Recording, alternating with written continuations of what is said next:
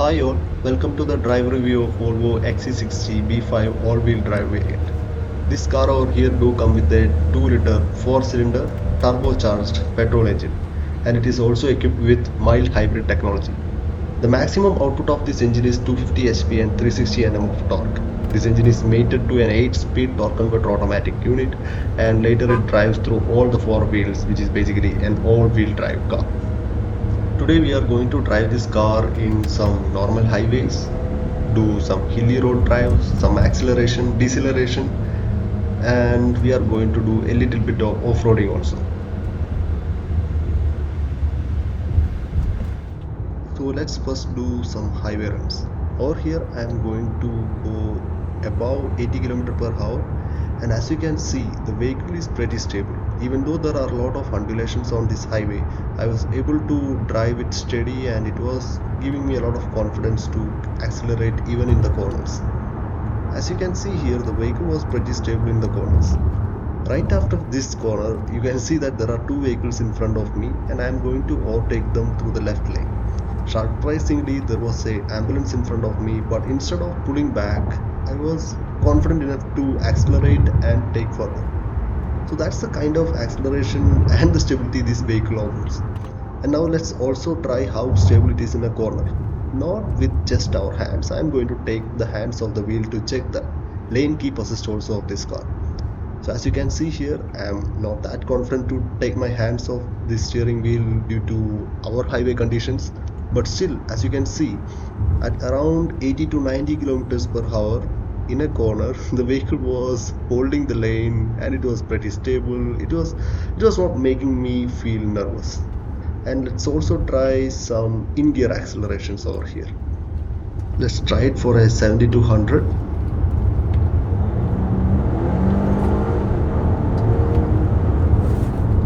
That was just a piece of cake. Now let's try a 0 to 100 and 100 to 0.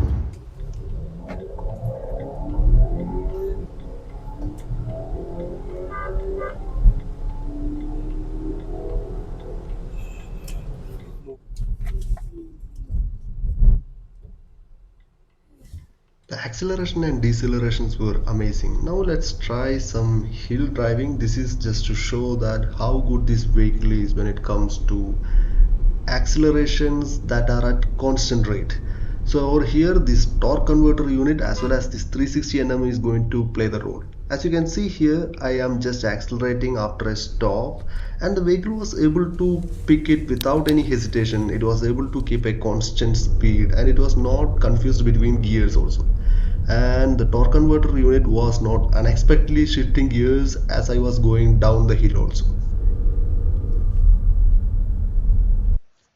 Now let's try some simple off-roading with this car. This is a all-wheel drive car and most of the time it sends its power to the front two wheels. And whenever there is a demand, it sends 50% of its power to the rear two wheels. And it's a full-time all-wheel drive. It doesn't have any all-wheel drive modes for different scenarios. And the ground clearance do come with is around 170 mm, and we can also understand that it's not a great off-roader because it doesn't have the 4 low, 4 high or 2 high shifters. With these limited capabilities, let us just try to understand what are the limitations of this all-wheel drive mechanism. As you can see over here, I am taking it through some sand which is loose, and you can understand it from the RPMs of the wheel, from the rotation of that alloy wheel, that it is actually having a bit of slip. And I am going to take it to a bit more slippery or loose sand, and from here you can see that it gets stuck almost over there. So now I am going to take it back from here, and as you all know, an all-wheel drive car cannot be as capable as a 4x4 car when it comes to very tough situations. From here you can understand that the main reason is the open differential. The front and the rear open differential is not able to send the power to the right wheels on the right time. And whenever you are going to do an off-road with this Volvo XC60, even though it has all-wheel drive system with uh, this 350 Nm torque engine, 250 HP mild hybrid technology, you can always choose to go to the settings, driving, and the off-road mode. In the off-road mode, it automatically engages the hill descent control, hill hold assist, and the all-wheel drive system also equips itself to its maximum capability of sending 50% of power to the rear if required. So now we will talk about the ADAS features in this vehicle. ADAS means Advanced Driver Assistance Systems, and it comes as a pilot assist package in Volvo. In India, Volvo gives it as a standard thing because they have only one variant here, the B5 all-wheel drive variant. So we will talk about all the technologies that it brings. It has a lot of safety things like the pedestrian detection, the cyclist detection, large animal detection. Now we will also talk about its some safety features like the lane keep assist. Above 65 km per hour, the vehicle will not let you drift away from your line. It automatically pulls you back to this line by steering assisting system. So to activate all these things, you have to just press this one button, and this area is control. It's the control center for ADAS systems in this vehicle. So when I press this button, automatically the lane keep assist and adaptive cruise control activates. So yeah, I'm just going to start that system. I'm turning it on. Now it was at 33, so it has set for that speed, and you can see the vehicle is steering itself. It's Now it is doing the lane keep assist for me, and I am off the steering wheel. And after some time, it will start giving me a warning saying that please keep your hands on the steering wheel. So now it's going to start giving the warning to me. Yeah, it has started giving me the warning. Hold steering wheel.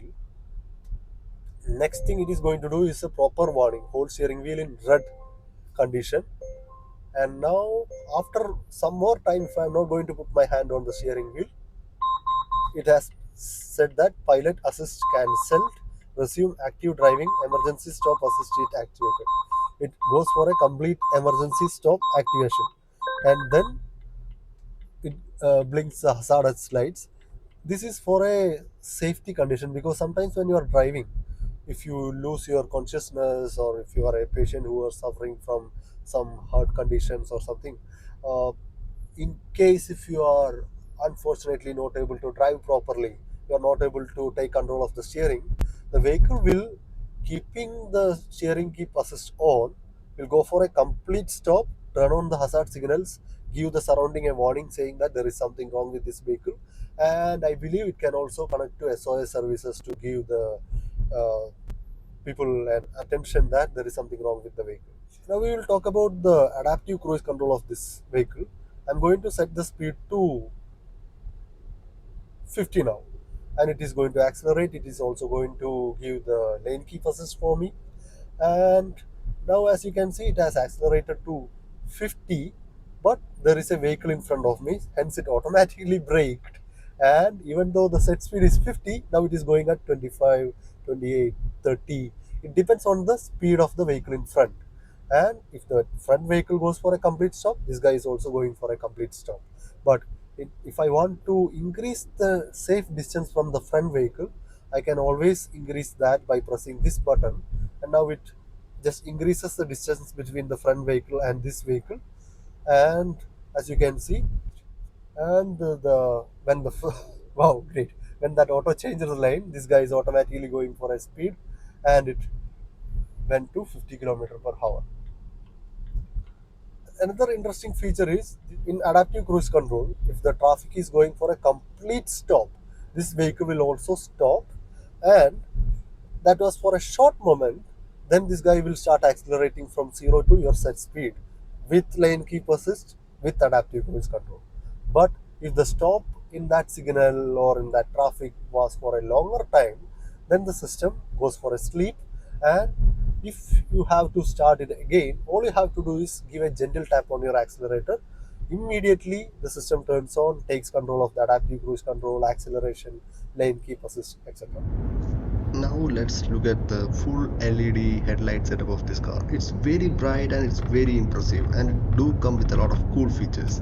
As you can see here, whenever it detects an oncoming traffic light, it will turn off the particular section, and if at all required, it can turn off the complete auto high beam for that whole range.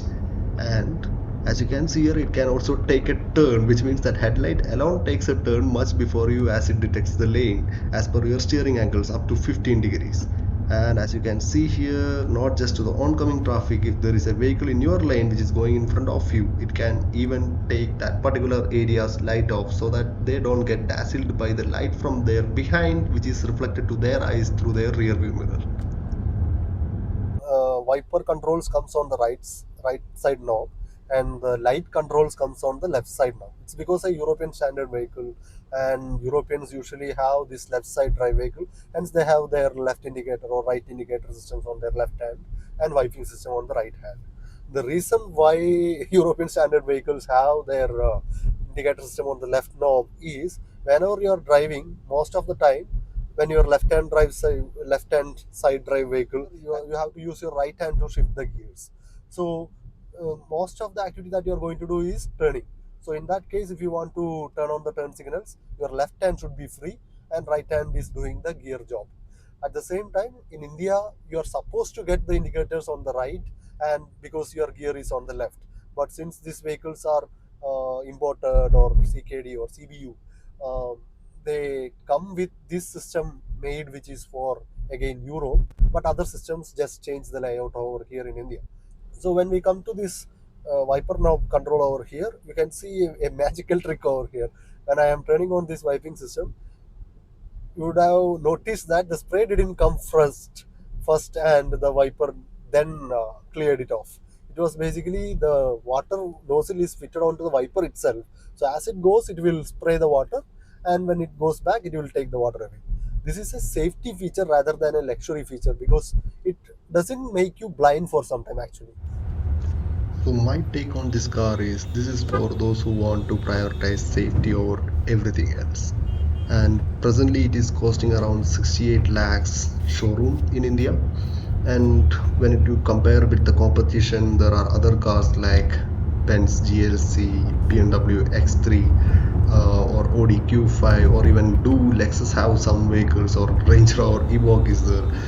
But this car, almost in every case of a safety requirement, it checks a box. And presently it has come with some updates also. So I would say those who want a calm and easy but no compromise on the luxury and safety, this is a great option for you. So that's my take on this car. Thank you very much. Stay tuned for upcoming videos.